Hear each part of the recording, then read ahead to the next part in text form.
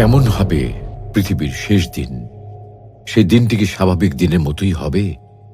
মানুষ কি সেই দিনের ভয়াবহতা পূর্ব থেকেই টের পাবে? বিসমিল্লাহির রহমানির রহিম।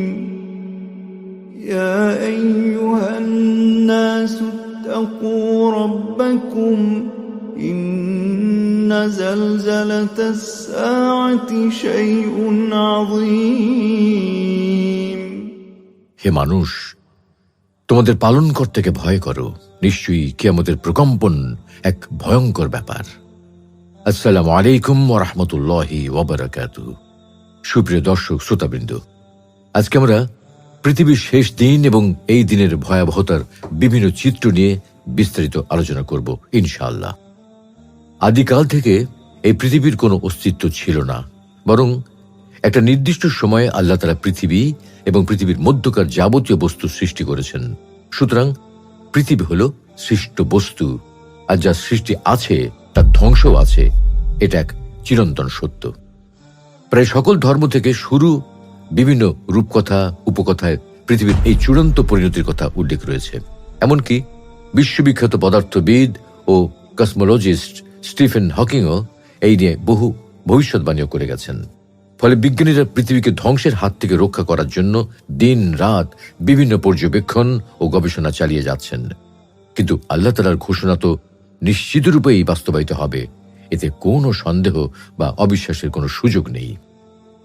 পবিত্র কোরআনে আল্লাহ তাআলা বলেছেন, ইন্নাস সাআতা লাআতিয়াতুন লা রাইবা ফিহা, নিশ্চয়ই মহাপ্রলয় সংঘটিত হবে, এতে কোনো সন্দেহ নেই।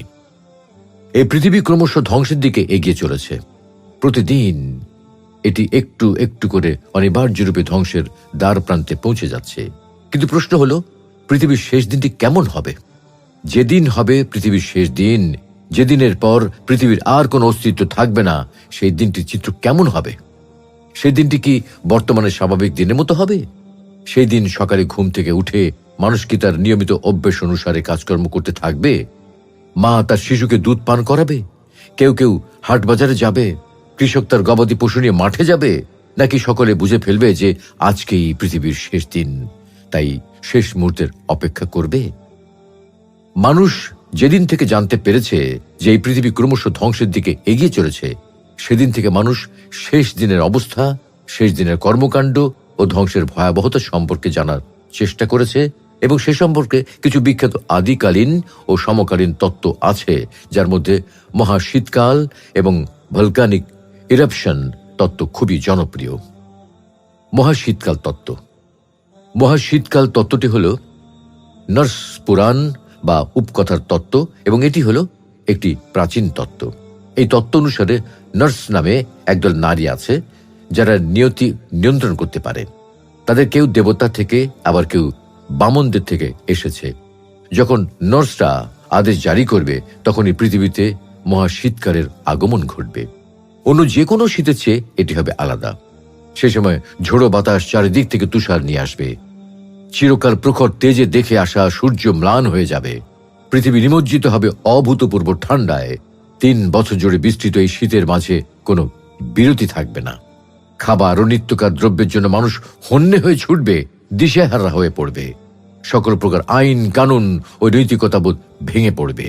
কেবল চলবে টিকে থাকার সংগ্রাম। সেই টিকে থাকার সংগ্রামে মানুষ তার প্রিয় মানুষদের হত্যা করতেও পিছপা হবে না।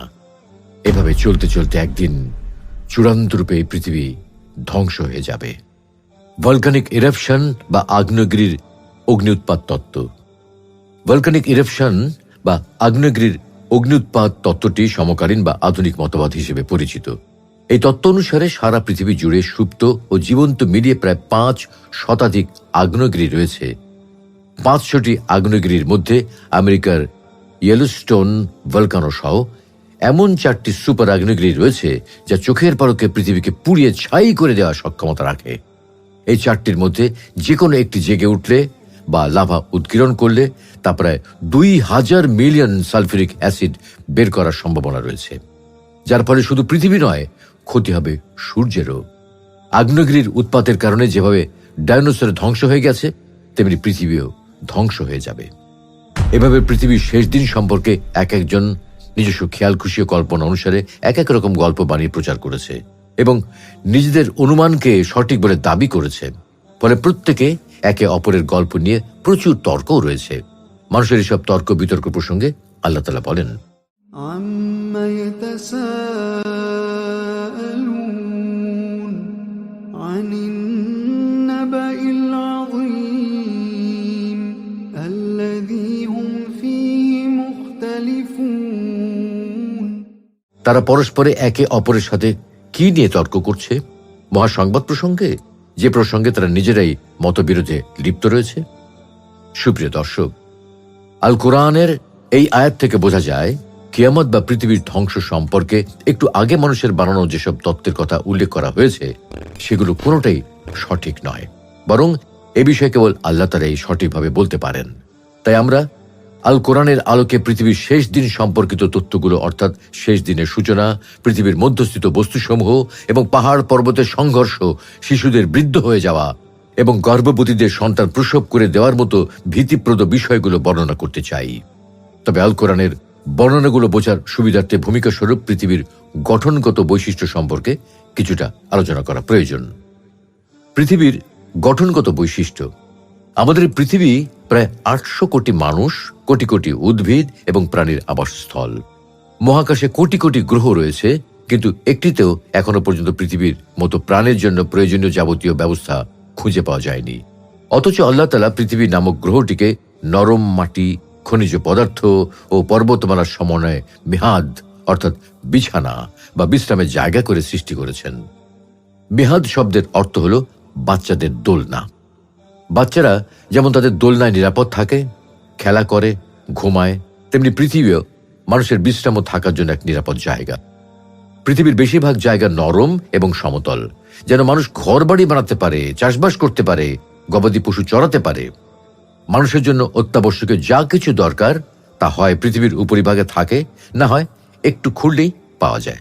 শুধু তাই নয়, প্রযুক্তির উন্নতির জন্য যে সমস্ত কাঁচামাল দরকার তা মানুষের নাগালের ভেতরেই খনির মধ্যে, পাহাড়ে অথবা সমুদ্রে রাখা রয়েছে।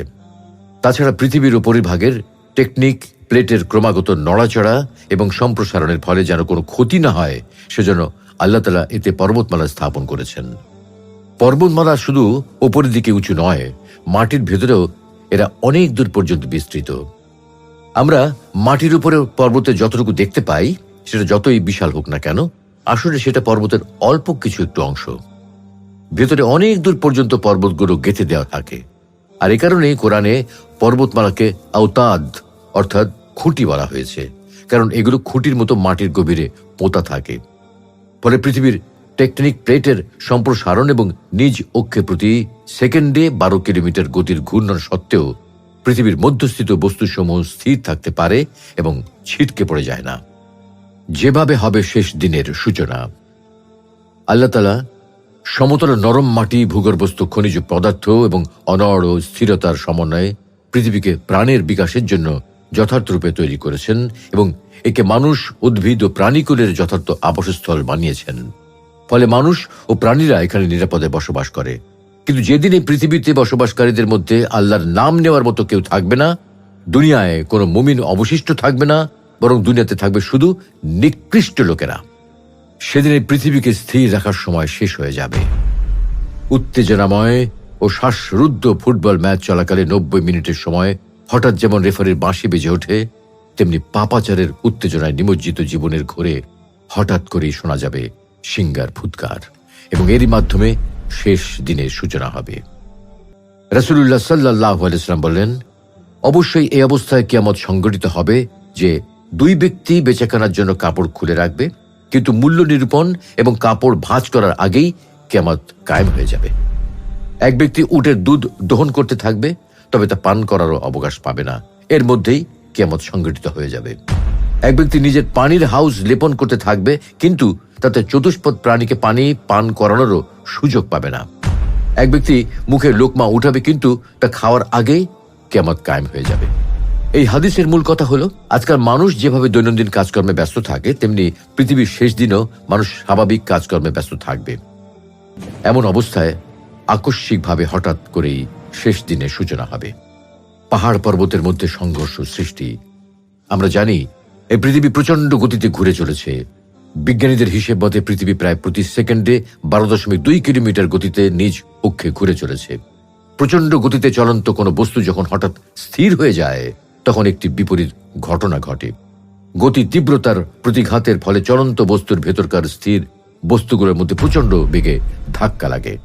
প্রথমে স্থির বস্তুটির গায়ে ধাক্কা লাগার ফলে এটি দ্বিতীয় স্থির বস্তুর গায়ে সজোরে আছড়ে পড়ে। এভাবে একে একে প্রত্যেক স্থির বস্তু অন্যটির উপর সজোরে আঘাত হানে। যে বস্তুর আকার যত বড়, ওজন যত বেশি, তার আঘাতের তীব্রতা এবং ধ্বংসের মাত্রাও ততটা বেশি। সুতরাং যেহেতু ইসরাফিল আলাইহিস সালামের বাঁশি বাজানোর মাধ্যমে পৃথিবীর ঘূর্ণন বন্ধ হয়ে যাবে, তাই তখন প্রচন্ড গতিময় পৃথিবীটা হঠাৎ থমকে দাঁড়াবে এবং এর মধ্যেকার পাহাড় পর্বত সহ সকল স্থির বস্তু একটির উপর অন্যটি ধাক্কা দেবে এবং এগুলোর মধ্যে সংঘর্ষ ঘটবে। পাহাড় পর্বত যেহেতু বিশাল ও অত্যন্ত ভারী, তাই এগুলোর সংঘর্ষ হবে অত্যন্ত তীব্র। তীব্র সংঘর্ষে মাটির গভীরে পোতা আওতাদ বা পেরেক তুল্য ঘুঁটি একদা অটল অনড় স্থির পর্বতমালার গোড়া মাটির গভীর থেকে উপড়ে যাবে এবং এগুলো সামনের দিকে চলতে শুরু করবে। যেদিন আকাশ আন্দোলিত হবে প্রবলভাবে এবং পর্বতমালা দ্রুত চলতে থাকবে, আকাশে যেমন হালকা মেঘমালা উড়ে উড়ে চলতে থাকে, সেদিন বিশাল ভারী পাহাড় পর্বতগুলো স্থানচ্যুত হয়ে হালকা মেঘেদের মতো চলতে থাকবে। তীব্র সংঘর্ষের তোড়ে পাহাড়গুলো ছিন্ন বিচ্ছিন্ন হয়ে যাবে এবং ধুলার মতো উঠতে থাকবে।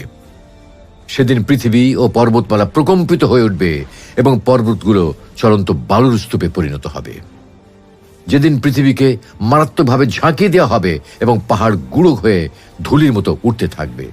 যখন সিংহা একটিমাত্র ফোঁক দেওয়া হবে এবং জমিন ও পাহাড়কে তুলে এক আঘাতে ভেঙে দেওয়া হবে, তখন সে বিরাট ঘটনাটি ঘটে যাবে। পৃথিবীর অভ্যন্তরের বস্তুসমূহ বেরিয়ে যাবে। যখন পৃথিবীর খুঁটি পাহাড়গুলো স্থানচ্যুত হয়ে যাবে, তখন পৃথিবীর ভারসাম্য নষ্ট হয়ে যাবে। ফলে পৃথিবীর গর্ভে বা পৃথিবীর অভ্যন্তরে যা কিছু থাকবে তা তৎক্ষণাৎ বেরিয়ে যাবে। অর্থাৎ ঘটনার আকস্মিকতায় পৃথিবীর ভেতরের জিনিস বাইরে এবং নিচের জিনিস উপরে চলে আসবে। পবিত্র কোরআনে বলা আছে, إذا زلزلت الأرض زلزالها وأخرجت الأرض أثقالها। যখন পৃথিবীকে পুরোপুরি প্রকম্পিত করে দেওয়া হবে এবং সে তার পেটের বোঝা বের করে ছুঁড়ে ফেলে দেবে। হতভম্ব মানুষের কিছু উন্মাদের মতো কর্মকাণ্ড। সিংহায় ফুঁক দেওয়ার পর যখন পৃথিবী জুড়ে একের পর এক অস্বাভাবিক ও অকল্পনীয় সব দুর্ঘটনা ঘটতে থাকবে, পাহাড় উৎপাটিত হয়ে ধুলার মতো উঠতে থাকবে, ভেতরের জিনিস বাইরে চলে আসবে, তখন মানুষ একেবারেই হতভম্ব হয়ে যাবে। ঘটনার ভয়াবহতা দেখে দুষ্টুমিতে মেতে থাকা চঞ্চল শিশু বয়োবৃদ্ধের মতো নির্বাক হয়ে যাবে। যে মা তার কলিজার টুকরা সন্তানকে দুধ পান করাচ্ছিল, সে তাকে দুধ পান করানোর বন্ধ করে দেবে। কোলে ছোট্ট শিশুর কান্না তাকে আর বিব্রত করতে পারবে না। অবুঝ শিশুর কান্নায় তার মাতৃত্ব আর কখনো উদ্বিগ্ন হবে না। গর্ভধারণের পর সন্তানের মুখ দেখার প্রতীক্ষায় থাকা নারী অকাল গর্ভপাত ঘটিয়ে ফেলবে। সেদিন আজ যা যা ঘটবে, যেমন আল্লাহ তাআলা বলে, যখন আকাশ বিদীর্ণ হবে, যখন নক্ষত্র সমূহ ঝরে পড়বে, যখন সমুদ্রকে উত্তাল করে তোলা হবে। তিনি আরো বলেন, সূর্য আলোহীন হয়ে যাবে, যখন নক্ষত্র মলিন হয়ে যাবে, যখন পর্বতমালা অপসারিত হবে, যখন 10 মাসের গর্ভবতী উষ্ট্রীসমূহ উপেক্ষিত হবে। যেভাবে সকল প্রাণী মৃত্যুবরণ করবে, শেষ দিনের ভয়াবহ কর্মকাণ্ড শুরু হয়ে গেলে জমিনের অধিবাসী ও মানুষের মধ্যে কঠিন ভয় ও মারাত্মক আতঙ্ক ছড়িয়ে পড়বে এবং তারা সম্পূর্ণভাবে কিংকর্তব্য বিমূঢ় হয়ে পড়বে। পাপিষ্ঠ মানুষেরা যখন পৃথিবীর চূড়ান্ত ধ্বংস প্রত্যক্ষ করবে, কিন্তু চেয়ে চেয়ে দেখা ছাড়া আর কিছু করতে পারবে না, তখন তারা অত্যন্ত হতাশ হয়ে যাবে। এই আতঙ্ক ও হতাশায় শুধু জমিনবাসীরাই ভুগবে না, বরং ঘটনার ঘন ঘটা দেখে আসমানের অধিবাসীরাও ভয় পেয়ে যাবে। যেদিন সিংহায় ফুঁক দেওয়া হবে, সেদিন আসমান সমূহ ও জমিনে যারা আছে সবাই ভীত সন্ত্রস্ত হয়ে পড়বে, তবে আল্লাহ যাদেরকে চাইবেন তারা ছাড়া। সুপ্রিয় দর্শক, পৃথিবীর শেষ দিন, তখনকার জীবিত মানুষেরা দৈনন্দিন জীবনের মতো নিজেদের কাজকর্মে ব্যস্ত থাকবে। কেউ ঘূর্ণাক্ষরেও টের পাবে না যে আজকেই কিয়ামত সংঘটিত হবে। আজই হলো পৃথিবীর শেষ দিন। কেননা তারা তখন পাপের উত্তেজনায় বোধ হয়ে থাকবে। আর এই অবস্থায় রেফারির বাঁশি বাজানোর মতো সিংগায় ফোঁক দেওয়া হবে। ফু দেওয়ার সাথে সাথে পৃথিবীর গতিময় ছুটে চলা বন্ধ হয়ে যাবে। তীব্র সংঘর্ষের কারণে সবকিছু ভেঙে চুরমার হয়ে যাবে এবং চিরচেনা সুন্দর ও আরামপ্রদ পৃথিবীতে ভয়ঙ্কর ও অস্বাভাবিক সব ঘটনা ঘটতে থাকবে। পাপাচারী মানুষেরা হতাশ হয়ে যাবে, কাণ্ডজ্ঞান হারিয়ে দিক বিদিক ছুটতে থাকবে এবং একসময় অজ্ঞান হয়ে মৃত্যুবরণ করবে। অথচ আল্লাহ রাব্বুল আলামিন মানুষকে এই দিনের ভয়াবহতা সম্পর্কে বহু পূর্বেই বারবার সতর্ক করেছেন, কিন্তু মানুষ তখন এই দিনের অনিবার্যতা সম্পর্কে সন্দেহ পোষণ করেছে। ফলে আল্লাহ তাআলাও আমল অনুসারে প্রতিদান দেওয়ার জন্য মানুষকে সুযোগ করে দিয়েছেন। তাই পরিশেষে বলতে চাই, আল্লাহ রাব্বুল আলামিন আমাদের সকলকে পৃথিবীর শেষ দিনের ভয়াবহতা থেকে হিফাজত করুন এবং আমাদেরকে শেষ দিনের বিষয়ে তার অঙ্গীকারের উপর ঈমান আনার মাধ্যমে সৌভাগ্যবান ডানপন্থীদের কাতারে শামিল করুন। আমিন।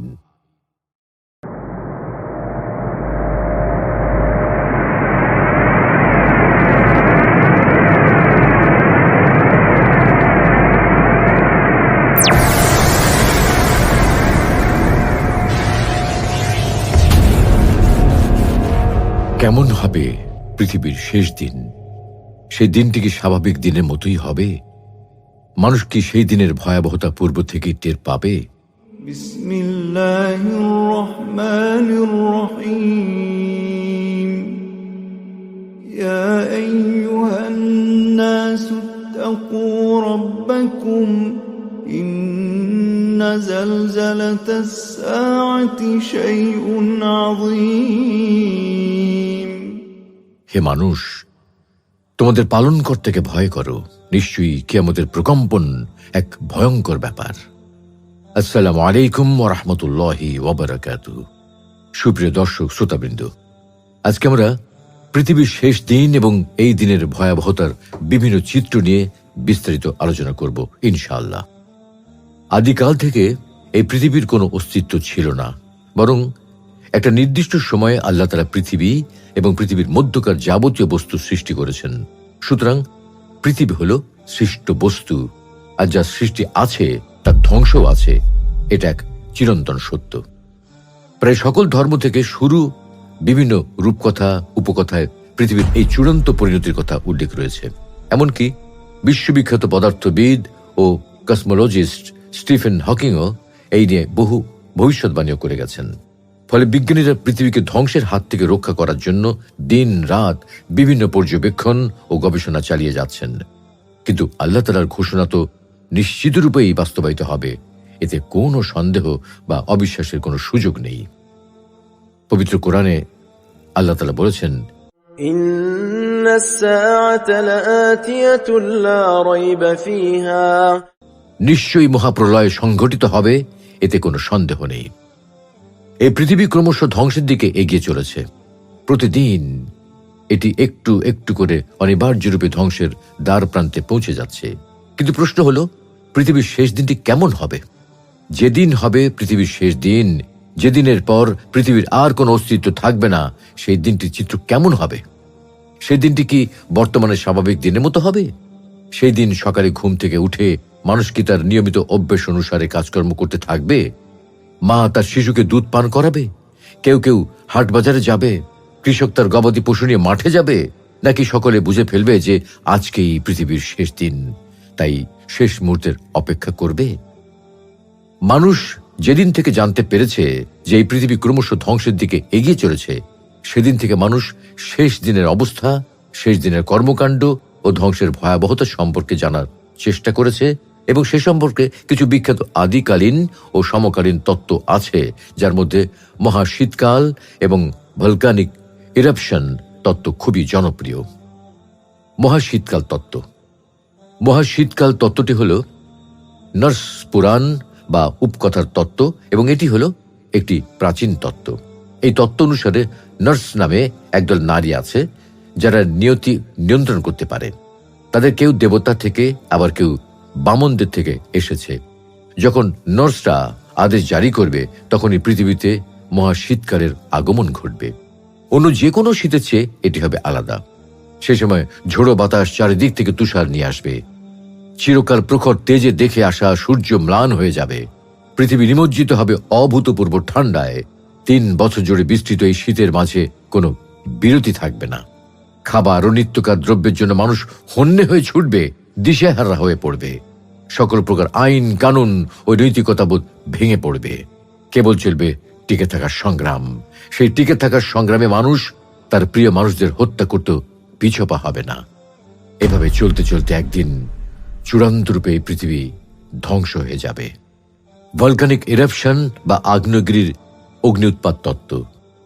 ভলকানিক ইরাপশন বা আগ্নেয়গিরির অগ্নি উৎপাত তত্ত্বটি সমকালীন বা আধুনিক মতবাদ হিসেবে পরিচিত। এই তত্ত্ব অনুসারে সারা পৃথিবী জুড়ে সুপ্ত ও জীবন্ত মিলিয়ে প্রায় 5 শতাধিক আগ্নেয়গিরি রয়েছে। 500টি আগ্নেয়গিরির মধ্যে আমেরিকার ইয়েলোস্টোন ভলকানো সহ এমন 4টি সুপার আগ্নেয়গিরি রয়েছে যা চোখের পলকে পৃথিবীকে পুড়িয়ে ছাই করে দেওয়ার সক্ষমতা রাখে। এই 4টির মধ্যে যে কোনো একটি জেগে উঠলে বা লাভা উৎকিরণ করলে তা প্রায় 2000 মিলিয়ন সালফিউরিক অ্যাসিড বের করার সম্ভাবনা রয়েছে, যার ফলে শুধু পৃথিবী নয়, ক্ষতি হবে সূর্যেরও। আগ্নেয়গিরির উৎপাতের কারণে যেভাবে ডাইনোসর ধ্বংস হয়ে গেছে, তেমনি পৃথিবীও ধ্বংস হয়ে যাবে। এভাবে পৃথিবীর শেষ দিন সম্পর্কে এক একজন নিজস্ব খেয়াল খুশি ও কল্পনা অনুসারে এক এক রকম গল্প বানিয়ে প্রচার করেছে এবং নিজেদের অনুমানকে সঠিক বলে দাবি করেছে। ফলে প্রত্যেকে একে অপরের গল্প নিয়ে প্রচুর তর্কও রয়েছে। মানুষের এসব তর্ক বিতর্ক প্রসঙ্গে আল্লাহ তাআলা বলেন, عما يتساءلون عن النبأ العظيم الذي هم فيه مختلفون। তারা পরস্পরে একে অপরের সাথে কি নিয়ে তর্ক করছে? মহাসংবাদ প্রসঙ্গে, যে প্রসঙ্গে তারা নিজেরাই মতবিরোধে লিপ্ত রয়েছে।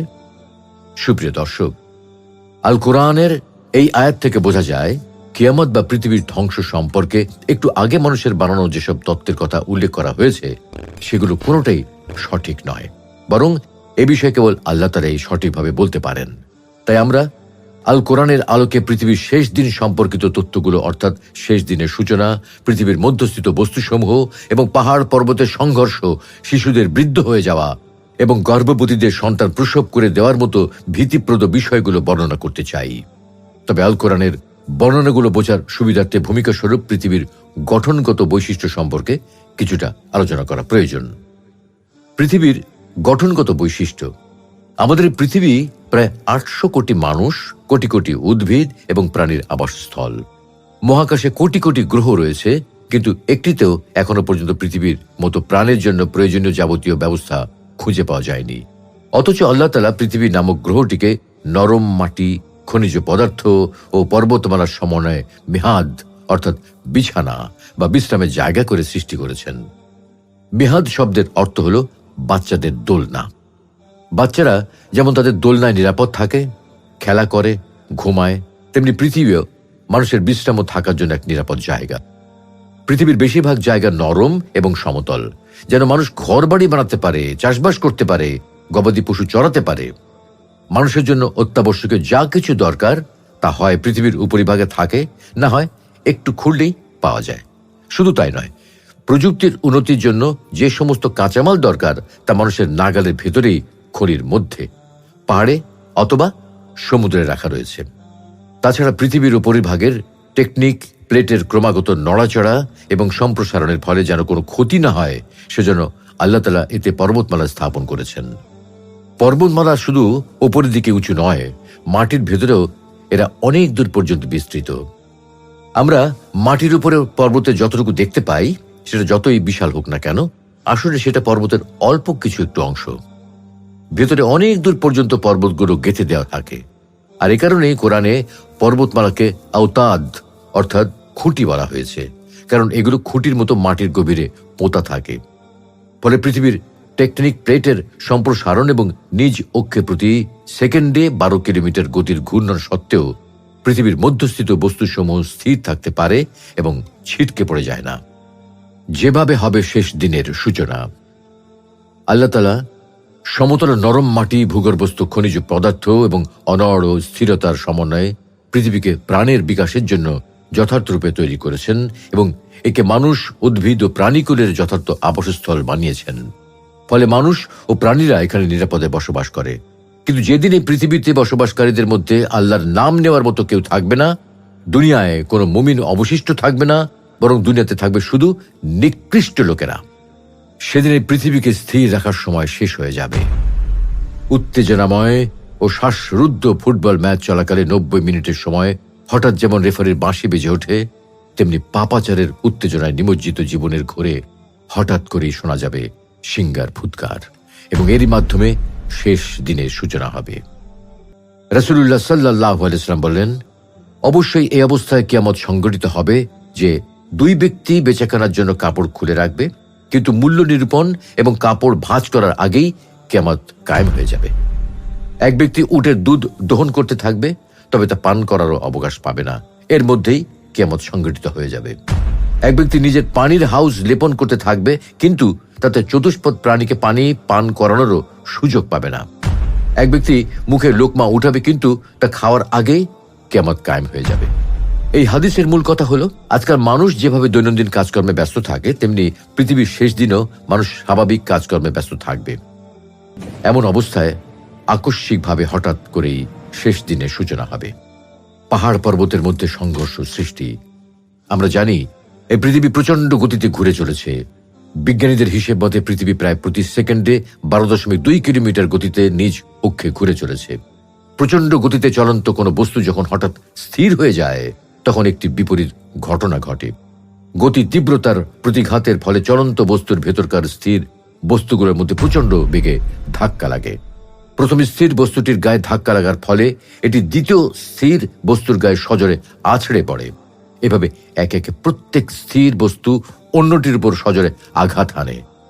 যে বস্তুর আকার যত বড়, ওজন যত বেশি, তার আঘাতের তীব্রতা এবং ধ্বংসের মাত্রাও ততটা বেশি।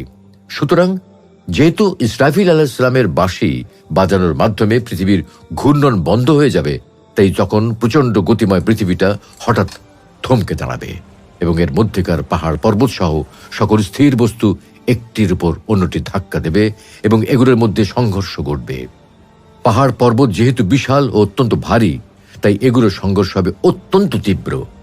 তীব্র সংঘর্ষে মাটির গভীরে পোতা আওতাদ বা পেরেক তুল্য ঘুঁটি একদা অটল অনড় স্থির পর্বতমালার গোড়া মাটির গভীর থেকে উপড়ে যাবে এবং এগুলো সামনের দিকে চলতে শুরু করবে।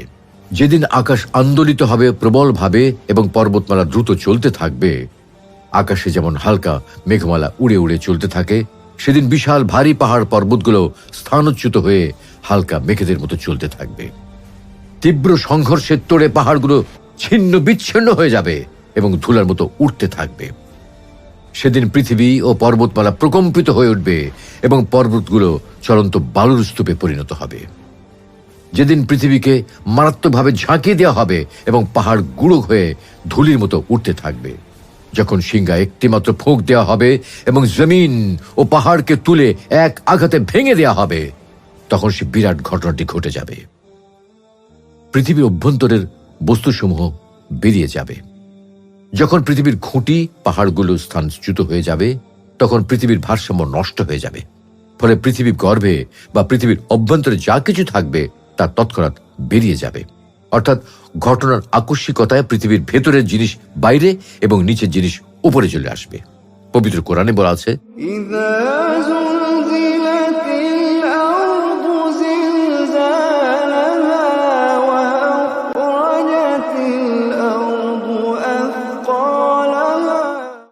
যখন পৃথিবীকে পুরোপুরি প্রকম্পিত করে দেওয়া হবে এবং সে তার পেটের বোঝা বের করে ছুঁড়ে ফেলে দেবে। হতভম্ব মানুষের কিছু উন্মাদের মতো কর্মকাণ্ড। সিংহায় ফুঁক দেওয়ার পর যখন পৃথিবী জুড়ে একের পর এক অস্বাভাবিক ও অকল্পনীয় সব দুর্ঘটনা ঘটতে থাকবে, পাহাড় উৎপাটিত হয়ে ধুলার মতো উঠতে থাকবে, ভেতরের জিনিস বাইরে চলে আসবে, তখন মানুষ একেবারেই হতভম্ব হয়ে যাবে। ঘটনার ভয়াবহতা দেখে দুষ্টুমিতে মেতে থাকা চঞ্চল শিশু বয়োবৃদ্ধের মতো নির্বাক হয়ে যাবে। যে মা তার কলিজার টুকরা সন্তানকে দুধ পান করাচ্ছিল, সে তাকে দুধ পান করানোর বন্ধ করে দেবে। কোলে ছোট্ট শিশুর কান্না তাকে আর বিব্রত করতে পারবে না। অবুঝ শিশুর কান্নায় তার মাতৃত্ব আর কখনো উদ্বিগ্ন হবে না। গর্ভধারণের পর সন্তানের মুখ দেখার প্রতীক্ষায় থাকা নারী অকাল গর্ভপাত ঘটিয়ে ফেলবে। সেদিন আজ যা যা ঘটবে, যেমন আল্লাহ তাআলা যখন আকাশ বিদীর্ণ হবে, যখন নক্ষত্রসমূহ ঝরে পড়বে, যখন সমুদ্রকে উত্তাল করে তোলা হবে, তিনি আরো বলেন যে আলোহীন হয়ে যাবে, যখন নক্ষত্র মলিন হয়ে যাবে, যখন পর্বতমালা অপসারিত হবে, যখন 10 মাসের গর্ভবতী উষ্ট্রীসমূহ উপেক্ষিত হবে, যেভাবে সকল প্রাণী মৃত্যুবরণ করবে। শেষ দিনের ভয়াবহ কর্মকাণ্ড শুরু হয়ে গেলে জমিনের অধিবাসী ও মানুষের মধ্যে কঠিন ভয় ও মারাত্মক আতঙ্ক ছড়িয়ে পড়বে এবং তারা সম্পূর্ণভাবে কিংকর্তব্য বিমূঢ় হয়ে পড়বে। পাপিষ্ঠ মানুষেরা যখন পৃথিবীর চূড়ান্ত ধ্বংস প্রত্যক্ষ করবে, কিন্তু চেয়ে চেয়ে দেখা ছাড়া আর কিছু করতে পারবে না, তখন তারা অত্যন্ত হতাশ হয়ে যাবে। এই আতঙ্ক ও হতাশায় শুধু জমিনবাসীরাই ভুগবে না, বরং ঘটনার ঘন ঘটা দেখে আসমানের অধিবাসীরাও ভয় পেয়ে যাবে। যেদিন সিংহায় ফুঁক দেওয়া হবে, সেদিন আসমান সমূহ ও জমিনে যারা আছে সবাই ভীত সন্ত্রস্ত হয়ে পড়বে, তবে আল্লাহ যাদেরকে চাইবেন তারা ছাড়া।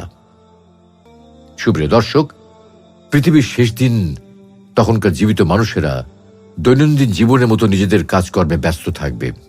কেউ ঘূর্ণাক্ষরেও টের পাবে না যে আজকেই কিয়ামত সংঘটিত হবে, আজই হলো পৃথিবীর শেষ দিন। কেননা তারা তখন পাপের উত্তেজনায় বোধ হয়ে থাকবে। আর এই অবস্থায় রেফারির বাঁশি বাজানোর মতো সিংহায় ফুঁক দেওয়া হবে। ফুঁ দেওয়ার সাথে সাথে পৃথিবীর গতিময় ছুটে চলা বন্ধ হয়ে যাবে। তীব্র সংঘর্ষের কারণে সবকিছু ভেঙে চুরমার হয়ে যাবে এবং চিরচেনা সুন্দর ও আরামপ্রদয় পৃথিবীতে ভয়ঙ্কর ও অস্বাভাবিক সব ঘটনা ঘটতে থাকবে।